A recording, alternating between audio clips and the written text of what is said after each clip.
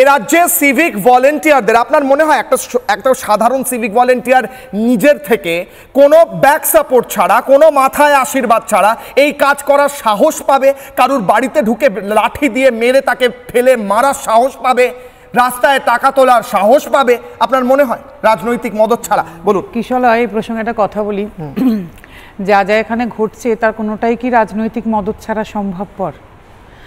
সেই প্রসঙ্গে কয়েকটা কথা বলি। যে মনোজিৎ মিশ্র শুনলাম কসবা ল কলেজে সাফাই কর্মীর কাজ করতেন, মানে কাজে ঢুকেছিলেন অস্থায়ী সাফাই কর্মী। তাহলে উনি কি সিভিক আইনজীবী? উনি তো আইনজীবী। আইনজীবীর চাকরি ছেড়ে উনি সাফাই কর্মী হয়েছিলেন। উনি সাফাই কর্মী। আচ্ছা, এটা তো ভীষণ একটা সম্মানেও লাগার কথা, তাই না? তা উনি 10,000 টাকা পাওয়ার জন্য তাহলে উনি ওই কাজটা বেছে নিয়েছিলেন। 5,000 নাকি 10,000? তাহলে উনি তাহলে সিভিক আইনজীবী। একবার তো শুনেছিলাম এখানে নাকি সিভিক ডাক্তারেরও মানে প্রচলন হবে, কি 6 মাস না 8 মাসের একটা সিভিক টিচার। তাহলে রাজ্যে মানে আমরা তাহলে সেই দিনের অপেক্ষা অবশ্যই করব। সিভিক মুখ্যমন্ত্রী, civic home minister, civic police মন্ত্রী